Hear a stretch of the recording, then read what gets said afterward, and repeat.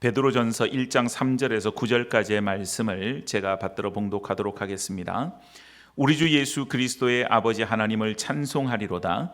그의 많으신 긍휼대로 예수 그리스도를 죽은 자 가운데서 부활하게 하심으로 말미암아 우리를 거듭나게 하사 산 소망이 있게 하시며 썩지 않고 더럽지 않고 쇠하지 아니하는 유업을 있게 하시나니 곧 너희를 위하여 하늘에 간직하신 것이라. 너희는 말세에 나타내기로 예비하신 구원을 얻기 위하여 믿음으로 말미암아 하나님의 능력으로 보호하심을 받았느니라.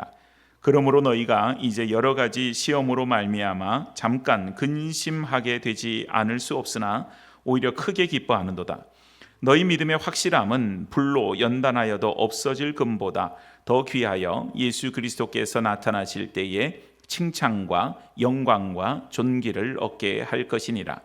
예수를 너희가 보지 못하였으나 사랑하는도다. 이제 보지 못하나 믿고 말할 수 없는 영광스러운 즐거움으로 기뻐하니 믿음의 결국 곧 영혼의 구원을 받음이라. 아멘.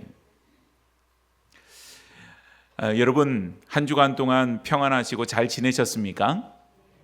네, 우리는 지난 주일 부활주일을 기쁨과 감격 가운데 맞이하며 오전에는 부활주일 감사 예배로 하나님 앞에 올려드렸고요.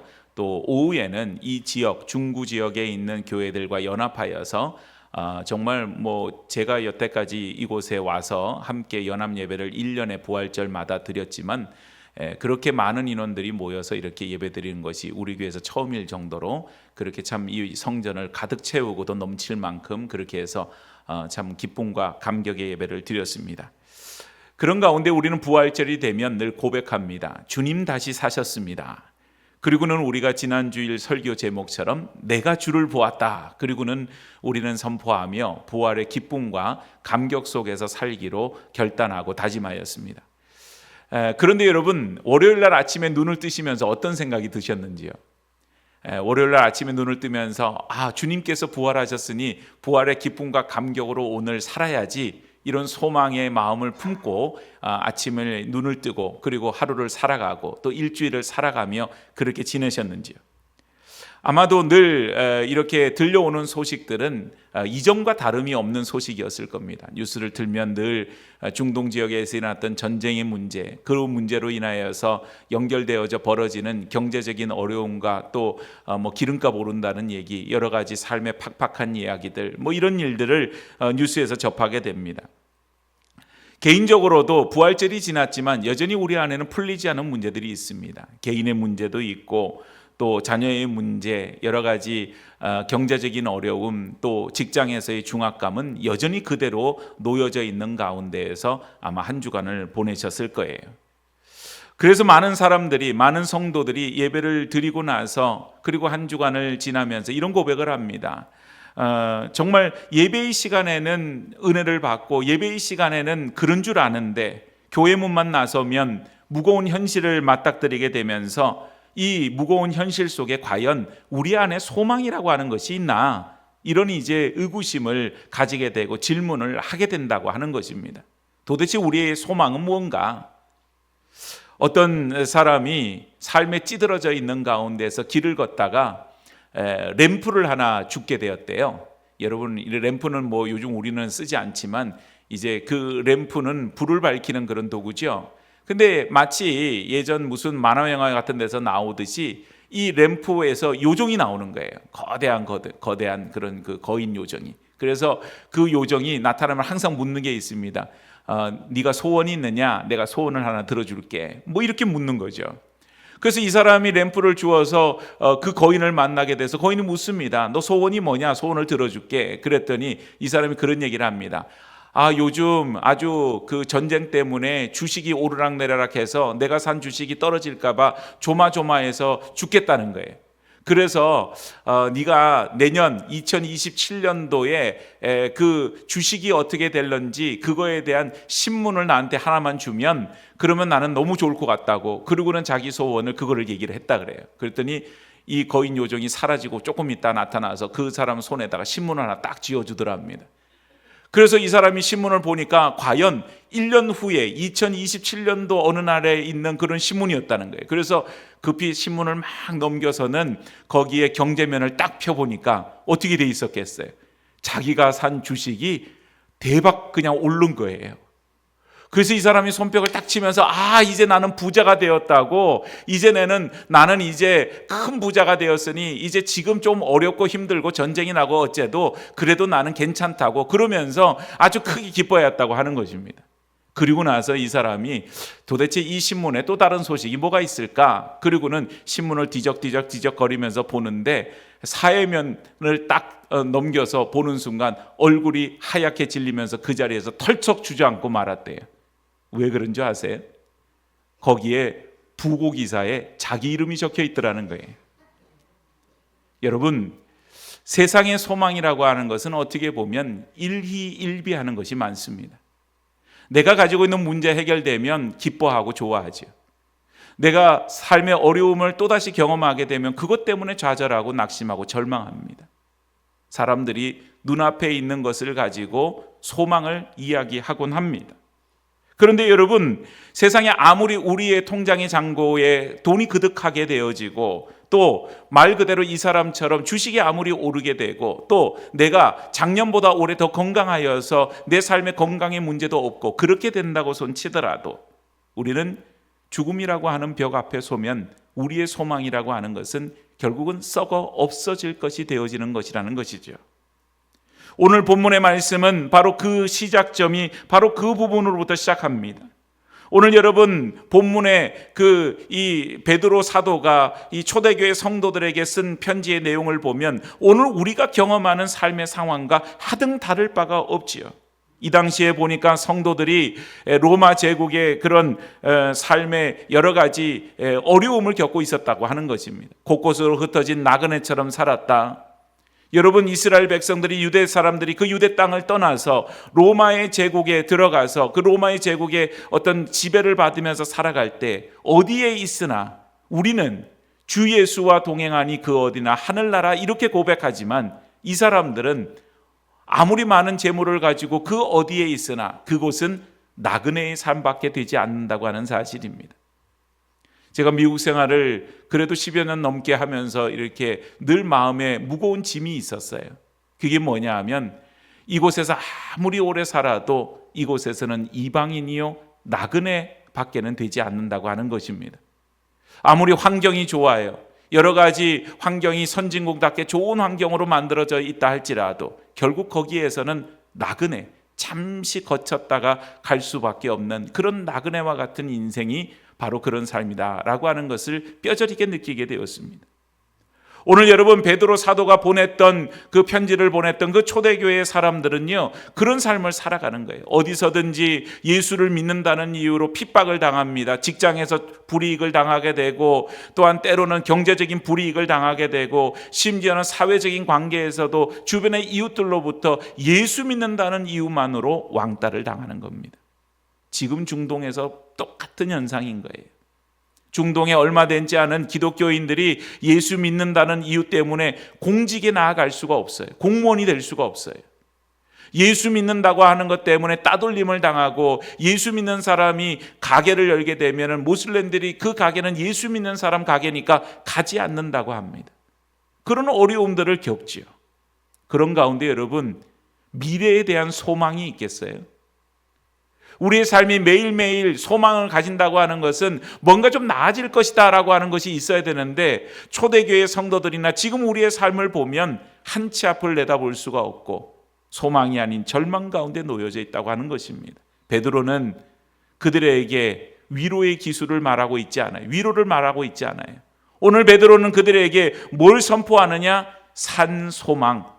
죽어있는 소망이 아닌 진짜 소망, 살아있는 소망, 그 소망의 메시지를 전하고 있는 것입니다.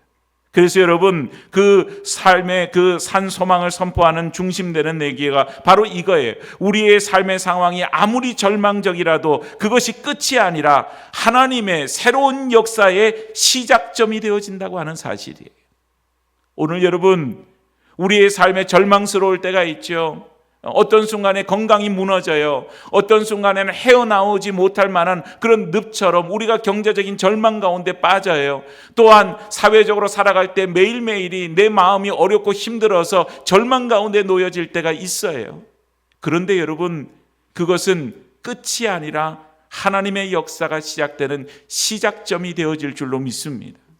오늘 그래서 여러분, 베드로 사도는 이 오늘 본문 말씀을 통해서 오늘 우리의 삶의 절망적인 그 현실을 가운데에서 우리가 어떻게 버티고 살아나야 될 것인가, 우리의 능력과 우리의 힘이 아닌 어떤 외부적인 조건이 아닌 하늘로부터 내려오는 능력, 예수 그리스도로 말미암은 산 소망, 그것을 가지고 이겨내고 승리하기를 우리에게 촉구하고 있어요.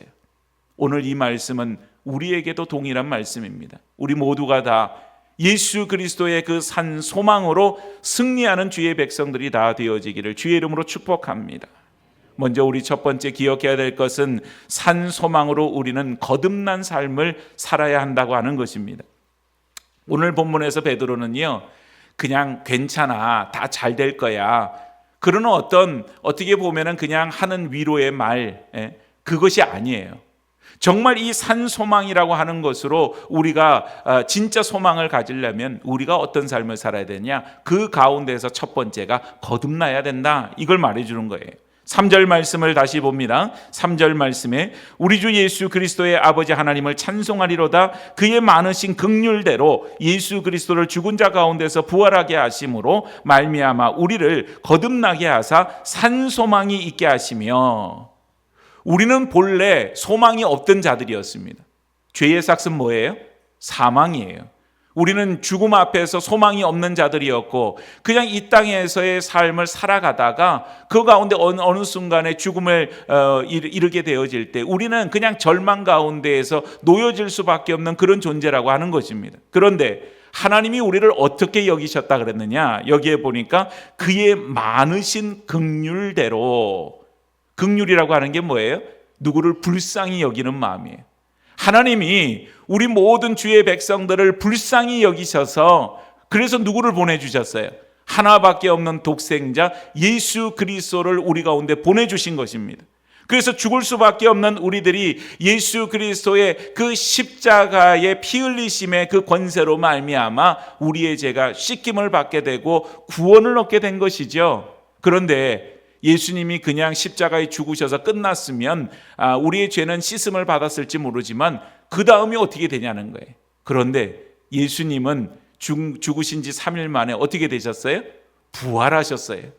그래서 오늘 모든 믿는 자들, 그 살아있는 자들이나 죽은 자들에게나 예수님은 바로 살아있는 소망이 되신 것입니다.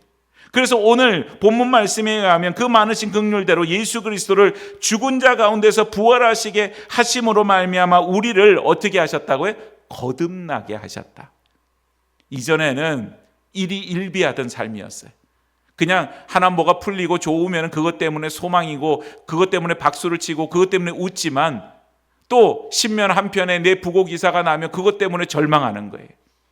그것이 우리 인생이었는데 이제는 거기에 휘둘리지 않는 거듭난 사람이 되었어요. 새로 탄생하고 새로 태어난 사람입니다. 바로 예수님으로 말미암아 우리는 이제 이렇게 고백하게 되었어요. 환경이 아니라 우리에게는 그 어디나 주 예수와 동행하니 하늘나라입니다. 오늘 우리의 고백은 바로 이런 것이에요.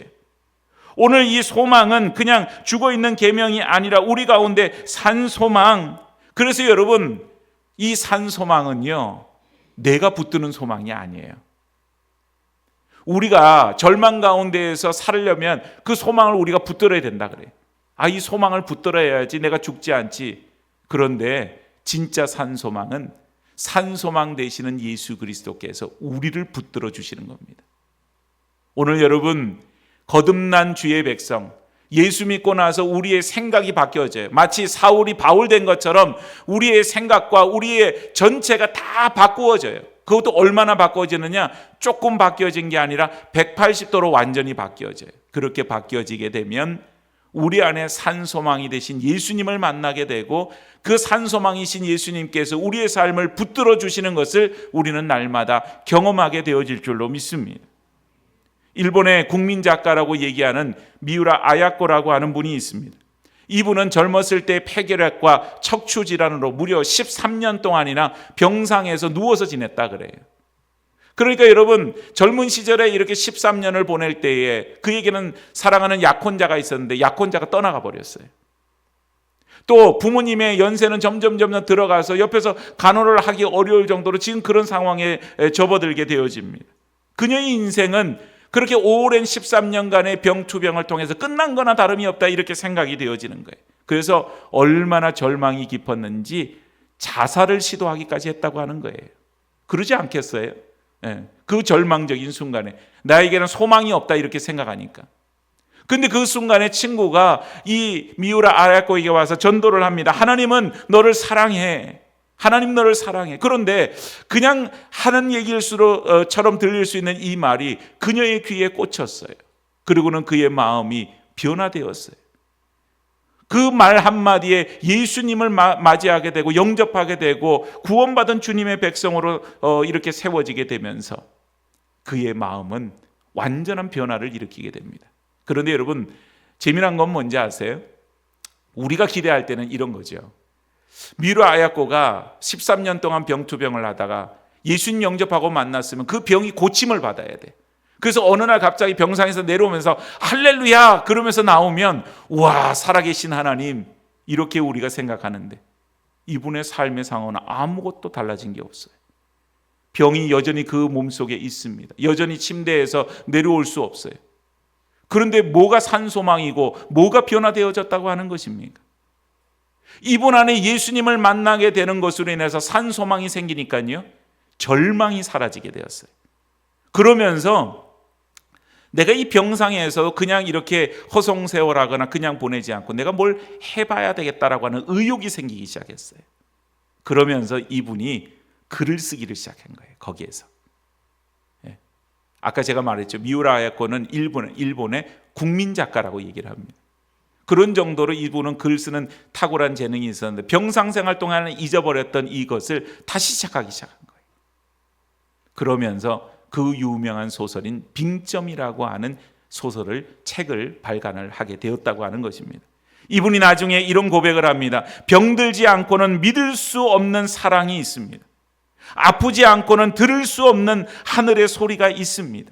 인생의 끝이라고 생각했던 그 병상이 사실은 하나님과 시작하는 바로 출발점이었습니다. 오늘 여러분, 사람들은 살아가면서 내 삶을 계획하고 내 삶의 모든 것을 이렇게 참 장밋빛 미래처럼 이렇게 설계들을 합니다. 그래서 내가 올해는 어떤 것을 이루고 내년에는 어떤 것을 하고 10년 후에는 내가 어떤 자리에 있겠다고 하는 것을 설계를 할 때가 있지요. 그런데 여러분, 그 설계가 우리의 뜻대로 되지를 않아요. 그런데 그 설계를 내려놓고 나의 계산이 끝난 그 시점에 하나님의 역사가 시작된다고 하는 사실을 기억할 수 있기를 바랍니다. 그래서 여러분, 우리가 아침에 눈을 뜨면 오늘 또 이렇게 주일 예배를 드리고 나서 집으로 돌아가서 이제 또 저녁 시간을 보내고 그리고는 잠자리에 들고 내일 아침에 눈을 뜰 때인데 여러분, 어떤 고백과 생각으로 눈을 뜨시겠어요? 아이고, 오늘 하루는 어떻게 보내야 되나? 그건 절망이죠. 오늘 하루를 보내면서 오늘 거룩한 주일 주 앞에 나와서 예배를 드리면서 받은 은혜가 있는데 내일 세상 속에서의 첫날을 맞이하면서 나 오늘 어떻게 지내야 되지? 그렇게 생각한다면 그건 절망이에요. 오늘 우리의 고백부터 변화가 되어져야만 합니다. 하나님께서 나를 얼마나 긍휼히 여겨주시는지에 대한 그런 우리의 고백이 있어야 돼요. 하나님, 저를 긍휼히 여겨주셔서 감사합니다. 오늘도 산소망으로 저를 거듭나게 하셨으니 내 힘이 아닌 주님의 생명력으로 오늘 하루도 살게 하여 주시옵소서. 여러분, 거듭난 백성은 우리의 입술의 열매가 달라져야만 합니다. 우리 입술의 고백이 변화되어져야만 해요. 아침의 고백을, 아침의 말을 바꾸어 나갈 수 있기를 축복합니다. 거듭난 백성으로서 하지 말아야 될 말은 하지 말아야 돼. 조금 어려운 일 겪으면 오늘 나는 왜 이렇게 재수가 없지? 그런 말 해서는 안 돼요. 오늘 예수 믿는 사람은 어떤 일을 만나도 주님이 나를 붙들어 주셔서 그래도 이만큼이지, 주님이 나와 함께하여 주시니까 이 어려움쯤은 아무것도 아니야, 나는 이겨낼 수 있어. 그 절망이 아닌 소망의 언어로 여러분의 입술을 채워나갈 수 있기를 축복합니다. 그게 거듭난 사람이에요. 두 번째는요, 산소망을 가진 사람은 산소망으로 말미암아 어떻게 되느냐? 유업을 이어나가요. 유업이라고 하는 것은 돌아가시는 부모님이 우리 가운데 물려주신 그런 우리 가운데 사명이요 소망 아니겠습니까? 예수님께서 부활 승천하시기 때 그때 우리에게 맡겨주신 것이 있어요. 너는 아버지와 아들과 성령의 이름으로 세례를 주고 내가 내게 분부한 모든 것을 가르쳐 지키게 하라. 오늘 여러분 우리에게 주신 유업이에요. 그런데 사람들은요, 그 유업에 대해서 잊어버리고 살아요. 그리고는 우리의 노후에는 어떻게 해야지 될까? 여러분 노후를 어떻게 준비하고 계세요? 통장의 잔고는 좀 넉넉하신지요? 그리고 노후를 준비하기 위해서 건강관리에 애쓰고 계시지요? 여러분 하지 말라는 거 아니에요. 노후에는 필요한 재정도 있을 것입니다. 건강이 필요합니다. 그런데 여러분 그것조차도 언젠가는 우리에게 쓸모없을 때가 있어요. 오늘 보면 4절 말씀을 보십시오. 이렇게 말합니다. 썩지 않고 더럽지 않고 쇠하지 아니하는 유업을 잊게 하시나니 곧 너희를 위하여 하늘에 간직하신 것이라. 여기 보니까 유업을 말하는데 첫 번째는 뭐예요? 썩지 않고, 두 번째는 더럽지 않고, 세 번째는 쇠하지 않는다. 쇠퇴하지 않는다 이 말이죠. 이런 것이 하늘의 유업이라고 하는 것입니다. 오늘 여러분 우리는 하나님으로부터 이 유업을 받은 상속자들이에요. 여러분이 아마 만약 여기 앉아 계신 분들이 우리 아버지가 만약 삼성그룹의 그 재벌이라고 한다면 여러분 어떤 마음이시겠어요? 나는 삼성그룹의 상속자야. 상속자. 얼마나 어깨가 이렇게 펴지겠어요? 누가 나를 무시해? 나 삼성그룹 상속자인데. 그런데 여러분 삼성그룹보다 더 큰 우리는 하나님 나라 상속자인 줄로 믿습니다. 우리의 어깨가 움츠러들 필요가 없어요. 조그마한 일에 전전긍긍하고 그 일 때문에 우리가 힘들어하고, 여러분 그렇게 하지 마세요. 오늘 여러분 온 우주를 만드신 하나님의 상속자들이 저와 여러분들입니다. 그렇기 때문에 우리가 세상의 어떤 조그마한 결핍 때문에 우리의 은행 잔고에 돈이 좀 부족하고 내가 다른 사람보다 건강이 좀 미흡하다 할지라도 우리는 비굴해질 이유가 없는 거예요. 왜냐하면 통장의 잔고가 나를 증명하는 것이 아니라 부활하신 주님이 보증하신 하늘의 유업이라고 하는 것이 나의 실체이기 때문에 그렇습니다. 여러분 그래서 우리는 고난 가운데 어려움을 만나도 낙심할 이유가 없는 거예요. 미국의 그 아주 고위직까지, 우리나라 사람으로 고위직까지 최고위직까지 올라간 그 유명한 분이 있어요. 강영우 박사라고 하는 분이 있죠. 돌아가셨는데요. 이분이요 중학교 다니다가 이 공에 맞아가지고 눈에 실명을 했어요. 의사가 이렇게 그걸 잘못해가지고. 그래서 앞이 보이지 않는 시각 장애인이었고요. 그래서 이 일들 때문에 그 엄마가 충격을 받아서 그냥 돌아가셨어요. 그리고는 그 누나가 엄마 대신해서 그냥 아주 과로해서 그 생계를 책임지는 일을 하다가 또 과로사로 돌아가셨어요. 그러다 보니까 집안에 아무도 돌볼 사람이 없는 거예요. 그 동생들이 다 어떻게 됐느냐? 고아원으로 다 뿔뿔이 흩어지게 되었어요. 여러분 이런 상황에 놓여지게 되면 그 인생은 세상 사람들은 뭐라 그러겠습니까? 저 인생은 저주받은 인생이다. 실패한 인생이다. 그렇게 규정 짓겠죠. 근데 이분이 하나님을 아주 잘 믿는 독실한 예수 믿는 사람이었어요. 그래서 하나님 안에서 산 소망을 발견하면서 그런 고백을 이분이 하게 되어집니다. 이분이 이런 얘기를 해요. 사람들은 나를 보고 불행하다고 했지만 내 눈에는 하나님이 주실 희망만이 보였다. 이분의 눈은요 바로 하나님께서 이분을 통해서 역사하실 그걸 보고 있는 거예요. 또한 이분은 앞을 바라보지 못하는 장애를 가진 분이었지만 하나님의 자녀라고 하는 정체성을 얼마나 든든히 가지고 있는지 몰라요. 그러니까 그런 상황에서도 비굴하거나 움츠러들거나 그러지 않았다는 거예요. 그래서 이분이 이제 돌아가시기 전에 마지막에 식구들을 다 모아놓고서는 마지막 유언처럼 하는 얘기가 있는데 이 말입니다. 나의 실명은 끝이 아니라 하나님의 영광을 드러내는 찬란한 시작이었다.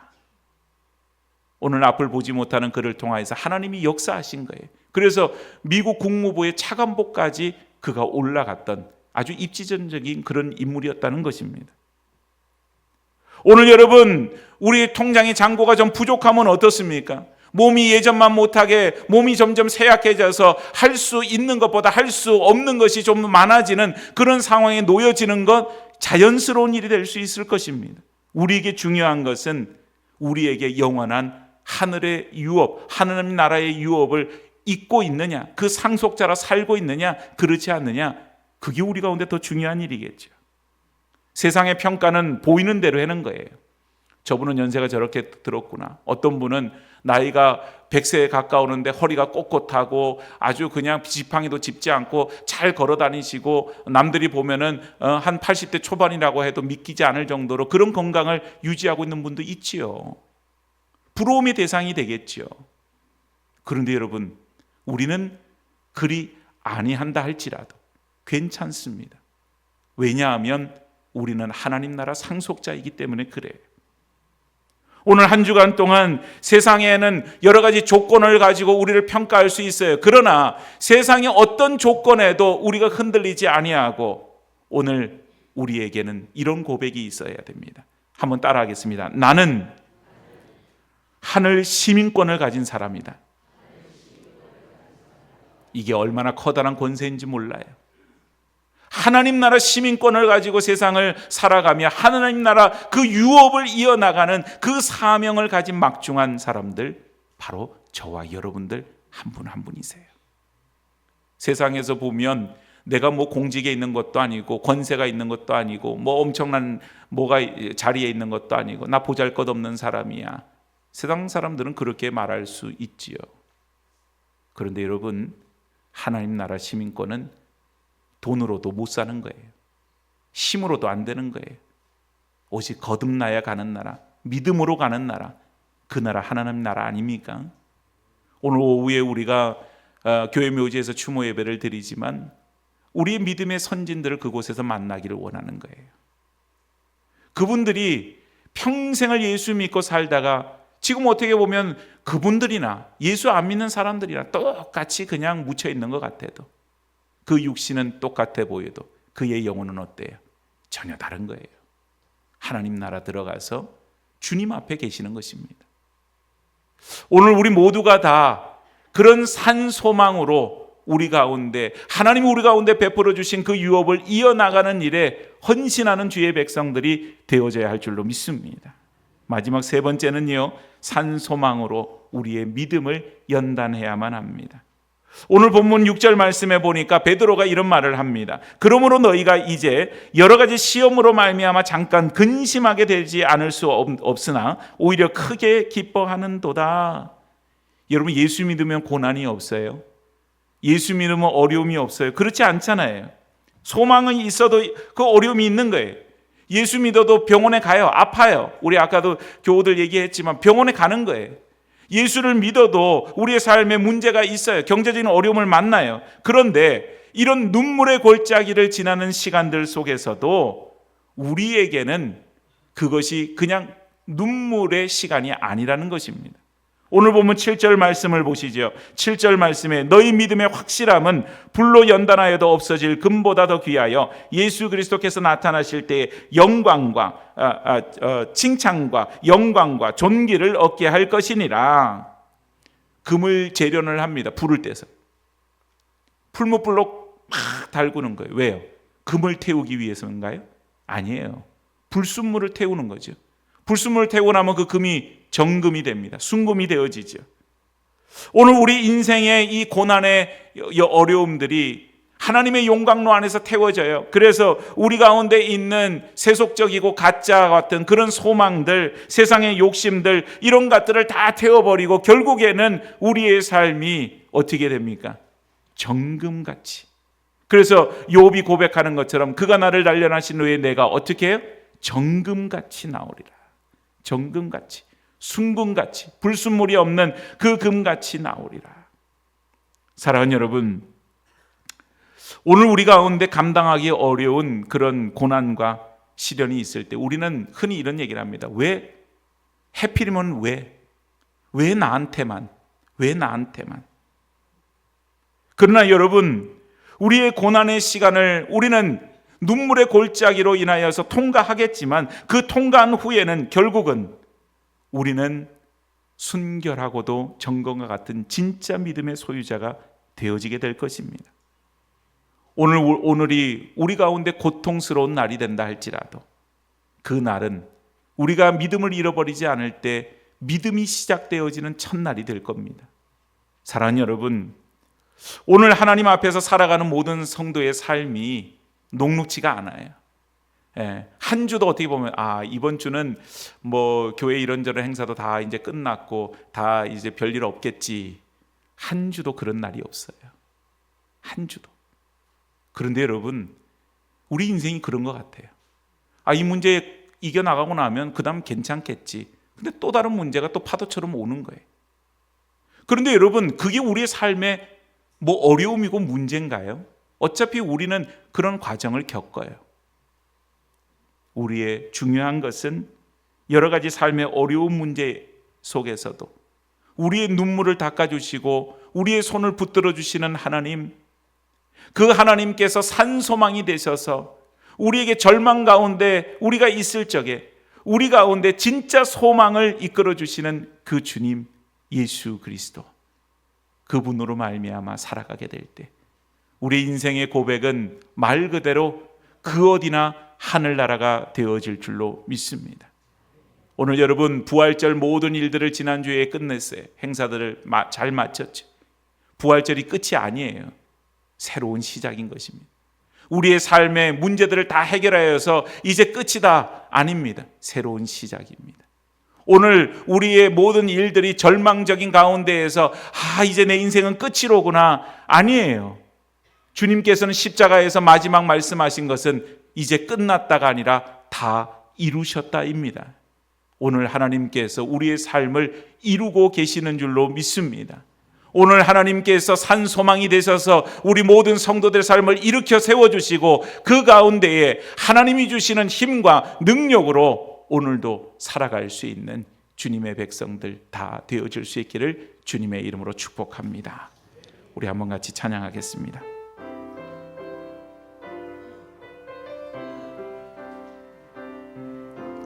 왜 나만 겪는 고난이냐고 불평하지 마세요.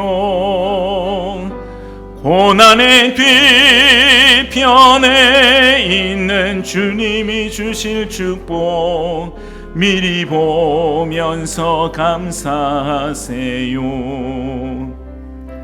너무 견디기 힘든 지금 이 순간에도 주님이 일하고 계시잖아요. 남들은 지쳐 앉아 있을지라도 당신만은 일어서세요. 힘을 내세요. 힘을 내세요. 주님이 손잡고 계시잖아요. 주님이 나와 함께함을 믿는다면 어떤 역경도 이길 수 있잖아요. 왜 이런 슬픔 찾아왔는지 원망하지 마세요. 당신은 잃은 것보다 주님께 받은 은혜 더욱 많음에 감사하세요. 너무 견디기 힘든 지금 이 순간에도 주님이 일하고 계시잖아요. 남들은 지쳐 앉아 있을지라도 당신만은 일어서세요. 힘을 내세요. 힘을 내세요. 주님이 손잡고 계시잖아요. 주님이 나와 함께함을 믿는다면 어떤 고난도 견딜 수 있잖아요. 아멘. 그렇지 여러분. 주님이 함께 하시면 우리 가운데 괜찮습니다. 좀 통장에 돈이 없으면 어떻습니까? 우리 건강이 이전만 못하면 어떻습니까? 여러 가지 삶의 문제가 끊임없이 다가와서 어렵습니까? 주님이 우리 가운데 함께 하시고 우리를 위해서 지금 일하고 계신다 그랬어요. 오늘 그 주님으로 산 소망을 삼고 오늘 이 땅을 살아갈 때 오직 그 소망 가운데서 승리하는 주의 백성들 되게 달라고 이 시간 우리 합심해서 같이 한번 기도하도록 하겠습니다. 함께 같이 기도하겠습니다. 자비로우신 아버지 하나님, 은혜와 사랑을 감사드립니다. 아버지 하나님, 오늘 이 땅 험악한 시절을 살아가는 저희들이 하나님 어려움을 만났을 때 때로는 낙심하고 어려울 때 있지만 하나님 우리 가운데 힘주시고 능력 주시고 은혜 베풀어 주셔서 아버지 하나님께서 산소망이 되어 주셔서 우리로 하여금 아버지 하나님 모든 일들 가운데 승리하도록 우리를 이끌어 주시기를 주님 소망합니다. 하나님 오직 예수님만을 붙들고 의지하며 믿음으로 살아가는 복된 백성들이 되게 하여 주시옵소서. 아버지 어떤 일을 만나도 두려워하거나 낙심치 않게 하여 주옵시고 주님만을 붙들고 의지하는 그 믿음으로 오늘도 살아서 승리하는 저희들 아버지 하나님 내일도 아침에 눈을 떴을 때 선포하며 살아가는 복된 날이 되어질 수 있도록 축복하여 주시옵소서. 오늘도 우리 가운데 함께하여 주실 주님을 찬양합니다. 주님 영광 받아 주시옵소서. 거룩하신 하나님, 참 삶의 질고들이 우리 가운데 끊이지 않습니다. 세상을 봐도 녹록지 않고 우리 개인의 삶을 생각할 때도 이리저리 부족한 것 투성이요 근심할 것 참 죽을 일 쌓였구나 그 찬송의 가사처럼 우리 가운데 그런 일이 많습니다. 그러나 주님, 세상의 어떤 것으로도 우리에게 소망이 될 수 없음을 우리는 압니다. 오직 살아계신 예수 그리스도만이 우리의 소망이 되어 주셔서 그 예수 그리스도만을 붙들고 의지하며 동행하며 살아가는 복된 성도들 되게 하여 주시옵소서. 절망의 순간에 우리를 위해서 일하고 계시는 주님을 바라볼 수 있는 믿음의 눈을 허락하여 주시옵소서. 그래서 하나님 어떤 일을 만나도 우리는 오직 주님으로 말미암아 살아가 주님으로 우리의 모든 인생들이 그저 행복하고 산소망이 흘러넘치는 복된 인생을 살아가기에 부족함이 없도록 주님 축복하여 주시옵소서. 저희들의 모든 것을 주님께 맡겨드리며 이번 주에도 살아계신 하나님과 동행하기를 간절히 소망하오며 모든 말씀 예수님 거룩하신 이름 받들어 기도드리옵나이다. 아멘.